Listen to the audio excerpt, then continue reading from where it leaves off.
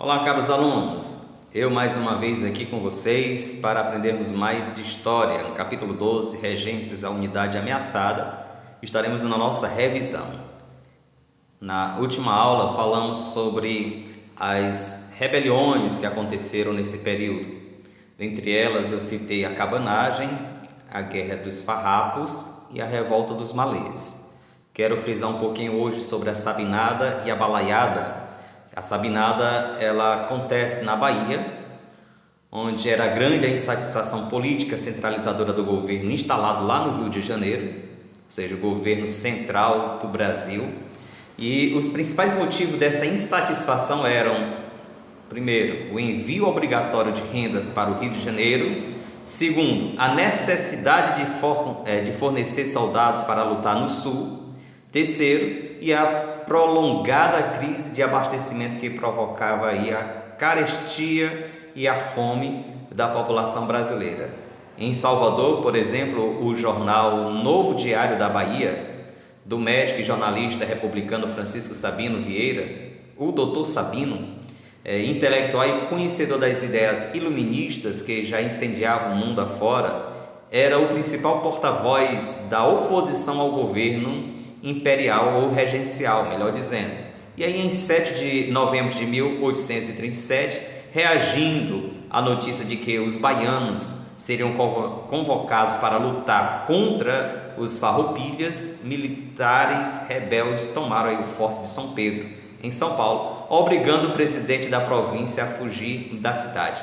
Tinha início aí o que foi chamado de Sabinada, revolta cujo nome se deve ao seu principal líder, Francisco Sabino.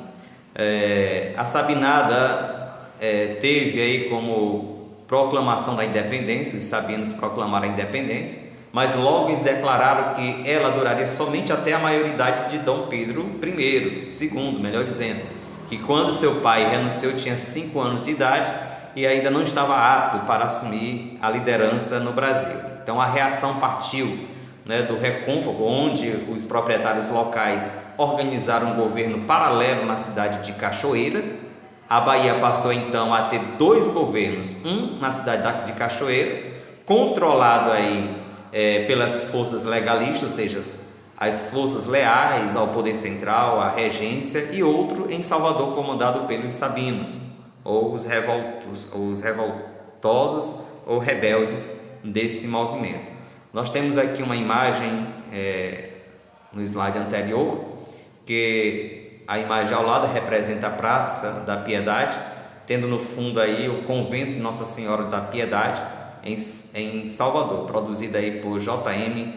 Rugendas. A imagem mostra vários grupos da sociedade baiana da época da Sabinada. Em detalhe, acima tem aí a cadeirinha de arruar, usada para o transporte de pessoas na época. A Sabinada, o governo central então decidiu agir contra os rebeldes. O governo central enviou para a Bahia forças que se juntaram às do Recôncavo e cercaram Salvador por terra, enquanto a Marinha Imperial bloqueava a cidade por mar. Então, diante do cerco a Salvador e da falta de alimentos, os rebeldes convocaram aí os escravizados para lutar ao lado deles. Então, muitos, porém, não atenderam a esse apelo, pois não viam a Sabinada como uma luta dos escravos, mas sim interesses de uma certa elite. Então, de sua parte, muitos proprietários, assustados com a possibilidade de perder seus escravos, passaram agora a defender o governo central. Então, com cerca de 4.000 homens, as forças leais ao governo imperial, ou melhor dizendo, regencial, invadiram a capital baiana e promoveram um verdadeiro massacre. E aí o tribunal que julgou os sabinos ficou conhecido como júri de sangue, pois os condenados em massa. Então, Francisco Sabino Vieira foi expulso da Bahia com os outros líderes que sobreviveram ao massacre neste momento. No Piauí e Maranhão houve uma outra revolta. A Sabinada foi na Bahia e aqui no Piauí e Maranhão foi a Balaiada. Ela ocorreu nas terras do atual estado do Maranhão e do Piauí entre 1838 e 1841, e a baleada teve as suas raízes na luta da população pobre contra a opressão, na luta dos políticos provinciais, por autonomia em relação ao império.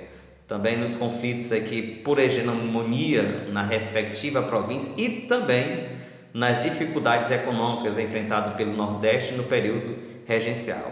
Então, as principais dificuldades eram, primeiro, o algodão, que era o principal produto maranhense de exportação, vinha perdendo o mercado para o algodão do sul dos Estados Unidos. Na década de 1820, o algodão maranhense representava 20% do total das exportações brasileiras. No decênio seguinte, caiu para 10% deste total. Então, houve essa crise com relação à exportação do algodão.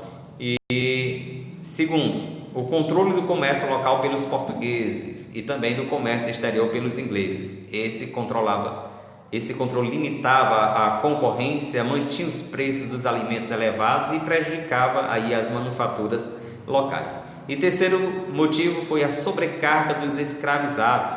Cerca da metade aí da população eram de escravos que tinham de fazer o serviço de muitas pessoas. Então, pois a crise vai atingir o bolso tanto dos pequenos como principalmente dos grandes senhores, que sobrava menos dinheiro para cada vez mais repor a mão de obra escrava. Então, com isso, vai se multiplicando as fugas e os quilombos vão crescendo e a insatisfação se instalando, e é um terreno fértil para o desenvolvimento da balaiada aqui no Piauí. Então, quando o regente Araújo Lima foi eleito, os conservadores assumiram os principais postos no Maranhão, inclusive o de presidente da província, passando a usar o recrutamento forçado de jovens para lutarem contra determinadas guerrilhas que estavam acontecendo. Então, esse recrutamento forçado vai enfraquecer os liberais, apelidados na época de bentivis. Então, nesse contexto, vai um grupo chefiado pelo vaqueiro Raimundo Gomes, assaltou a cadeia da Vila da Manga e vai libertar vários companheiros que estavam presos. Então, a seguir nesse processo todo, o grupo vai lançar um manifesto em que se declarava inimigo dos portugueses e exigiu aí a demissão do presidente da província naquela época. Enquanto o grupo de Raimundo Gomes, que estava rebelado contra o governo regencial, ele percorria o interior, apoderando-se de várias localidades, e o movimento vai ganhar novos líderes. E aí podemos citar o caso aí do mestiço Manuel Francisco dos Anjos Ferreira, o Balaio, e o negro Cosme Bento das Chagas, que vai liderar aí cerca de 3.000 quilombolas, então, que eram escravos fugidos das fazendas maranhenses. Então, fortalecido esse movimento, em 1839, os balaios conseguiram conquistar Caxias, e a segunda maior cidade do Maranhão, e avançaram em direção ao Piauí, onde, com a ajuda da população local, venceram tropas oficiais enviadas para combater esse movimento. Então, inicialmente, os políticos liberais, eles incentivaram os balaios, ao mesmo tempo que culpavam os conservadores pela desordem. Esperavam com isso, desolajá-los do poder nas próximas eleições. Daí esse processo também ser de cunho político.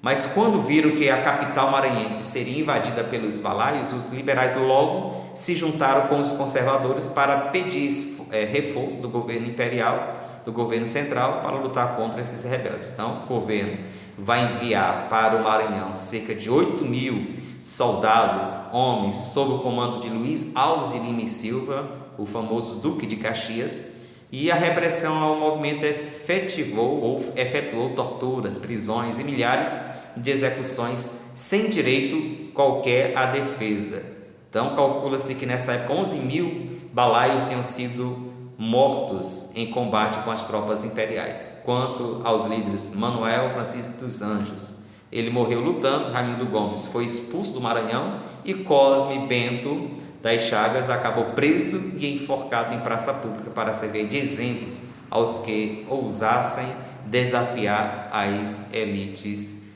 imperiais.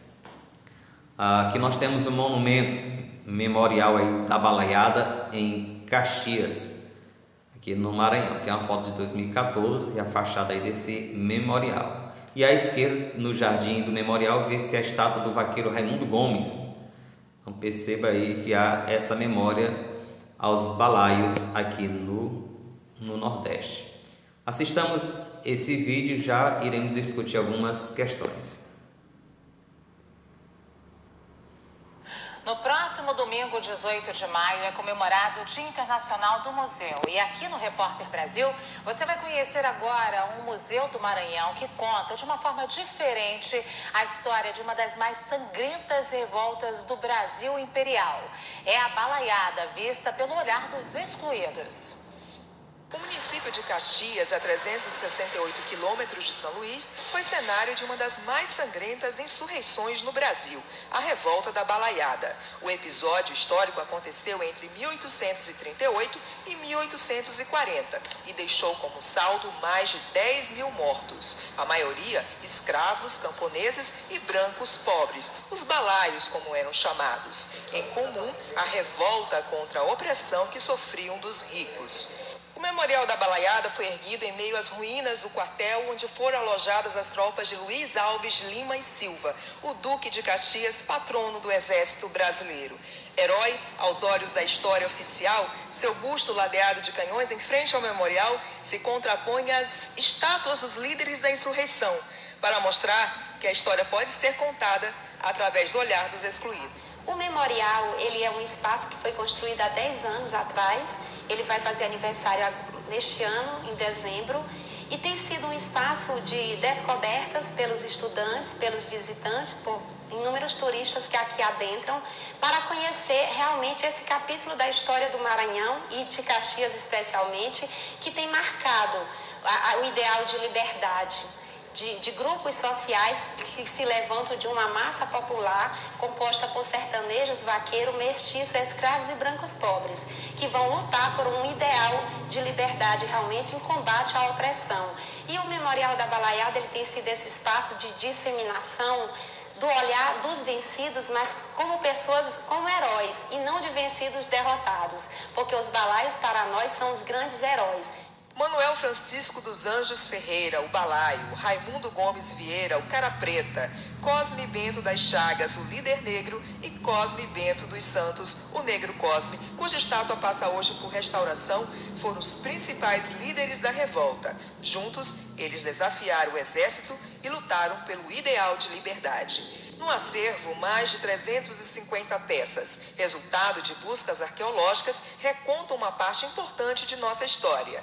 Restos de armamentos, projéteis, instrumentos de castigos para os escravos, além de utensílios e artefatos que reconstituem o período imperial. Somente no ano passado, o memorial recebeu mais de 15 mil visitantes. Este casal do Distrito Federal se impressionou com a riqueza de detalhes históricos. Eu estou achando maravilhoso aqui, eu estou aprendendo muita coisa que eu não sabia de Caxias, agora eu estou sabendo, né? Posso levar onde eu for, dizer que um pouco eu estou sabendo o que aconteceu na Balaiada aqui. Esse memorial ficou muito bom, que as pessoas vêm aqui e já vêm sabendo da história, que é uma história verídica. É uma história verdadeira e que ficou muito bom esse museu para todos. Para a diretora do memorial, o espaço provoca reflexão sobre a nossa história, que não deve ser conhecida apenas pela ótica dos vencedores. A Balaiada, ela é um capítulo único na história do Maranhão. E Caxias, por ter sido a segunda cidade mais importante do Maranhão no período da Balaiada, ela também foi um contributo importantíssimo para que esse movimento também tivesse a força que teve no período e que até hoje fosse buscado por pesquisadores, por estudantes e por curiosos em geral.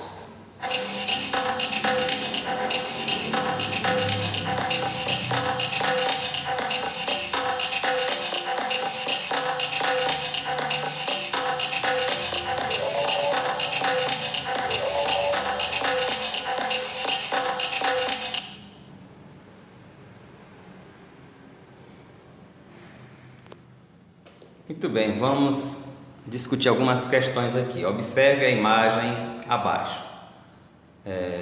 temos aí Brito e Braga, Batalhão de Fuzileiros da Guarda Nacional, e está disponível nesse endereço eletrônico logo abaixo. Observando essa imagem, e aí você tem um texto para assim discutirmos qual a alternativa correta. Diz assim: com relação à Guarda Nacional, criada durante o Império, é correto afirmar que, letra A, funcionava como única força armada que podia defender os interesses dos escravistas e coibir a fuga dos escravos.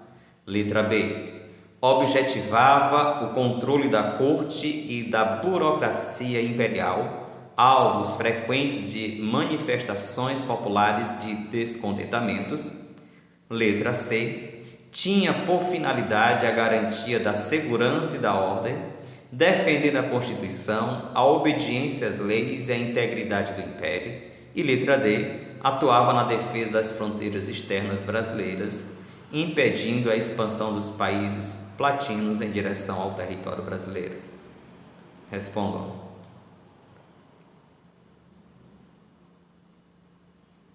A alternativa correta é a letra C. A Guarda Nacional, criada durante esse período, ela tinha por finalidade a garantia da segurança e da ordem. Ainda hoje temos essa perspectiva da Guarda Nacional de manter a ordem e a segurança e, acima de tudo, defendendo a Constituição e a obediência aí às leis. E, na época, a integridade do Império, hoje, da República.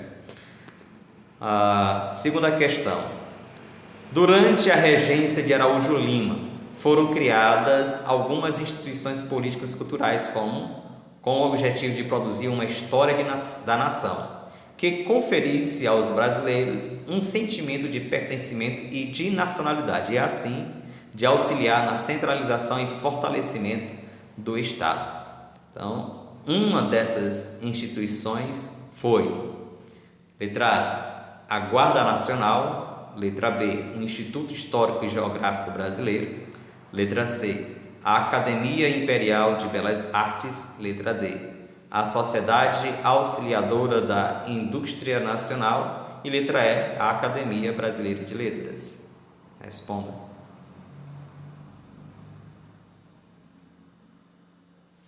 A alternativa correta é a letra B. Perceba que na descrição aí do texto diz que tem instituição político-cultural com o objetivo de produzir uma história da nação. Apesar da Guarda Nacional ter sido criada nesse período, mas o objetivo da Guarda Nacional já vimos na questão anterior, não foi esse, de trazer a memória e construir um legado identitário da população brasileira, criando aí uma identidade, um sentimento de pertencimento e de nacionalidade. Não foi esse o objetivo da Guarda Nacional, e sim do Instituto Histórico e Geográfico Brasileiro. Questão de número 3. O período regencial brasileiro de 1831 e 1840 foi marcado por rebeliões e revoltas em várias províncias que expressavam as diferentes lutas políticas e sociais. Em relação à composição dos grupos que participaram da cabanagem, assinale a alternativa correta. A cabanagem que ocorreu lá no Pará ou Grão-Pará. Vamos lá, alternativa A. As elites agrárias atuaram no movimento defendendo uma partilha de terras que incluísse os camponeses. Letra B. Os grupos letrados envolvidos no conflito lutaram em favor da construção de um império único envolvendo o Brasil e Portugal. Letra C. Os estrangeiros foram os condutores desse movimento e expressavam desagravo em relação ao poder comercial controlado pelos holandeses. Letra D. Os militares revoltosos lutaram contra as elites, pois eram a favor da abolição da escravatura. E letra E. Os elementos oriundos das camadas mais pobres tiveram um papel de destaque em liderança do movimento.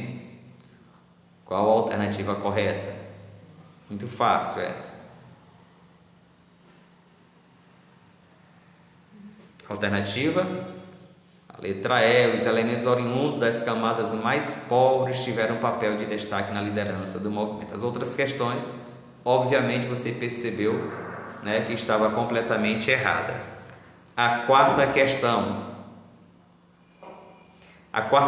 nós temos a seguinte: a Revolução Farroupilha foi um dos movimentos armados contrários ao movimento central do poder regencial brasileiro. O movimento dos farrapos teve algumas particularidades quando comparado aos demais. Leamos o texto que diz assim: em nome do povo do Rio Grande, depus o governador Braga e entreguei o governo ao seu substituto legal, Marciano Ribeiro. E em nome do Rio Grande do Sul, eu lhe digo que nesta província extrema não toleramos imposições humilhantes, nem insultos de qualquer espécie. O Rio Grande é a sentinela do Brasil, que olha vigilante para o Rio da Prata, merece, pois, maior consideração e respeito. Não pode nem deve ser oprimido pelo despotismo. Exigimos que o governo imperial nos dê um governador de nossa confiança que olhe pelos nossos interesses, pelo nosso progresso, pela nossa dignidade, ou nos separaremos do centro e com a espada na mão saberemos morrer com honra ou viver com liberdade.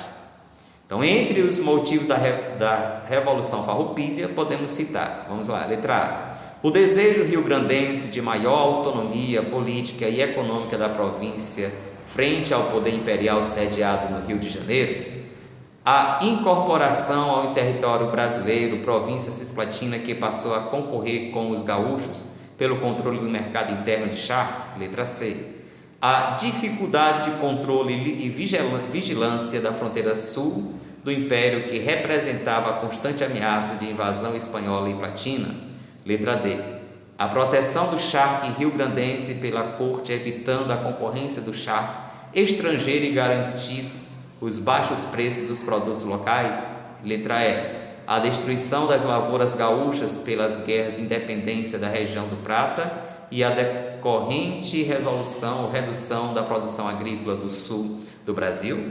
A alternativa correta, obviamente, é a letra A, que diz que é o desejo dos rio-grandenses de matar de maior autonomia política e econômica da sua província. Quinta questão. O período regencial apresentou as seguintes características: menos. Durante as regências surgiram novos primeiros partidos políticos, que são o liberal e o conservador. Letra B. O Partido Liberal representava as novas aspirações populares, revolucionárias e republicanas. Aqui já temos a denúncia de que a letra B ela está incorreta. Assim a questão ela pede. A sexta questão e última diz assim: explodiu na província do Grão-Pará o movimento armado mais popular do Brasil. Foi uma das rebeliões brasileiras em que as camadas inferiores ocuparam o poder. Já vimos essa aí que foi justamente no primeiro reinado. Aliás, está errado aqui a letra B, mas é a letra A, é a regência e a cabanagem. Fiz aqui o slide errado, a letra correta é a letra A, regência e a cabanagem. Creio que já concluímos o nosso conteúdo. Estejamos aí aptos para fazer nossa avaliação. Que Deus em Cristo possa abençoar todos vocês.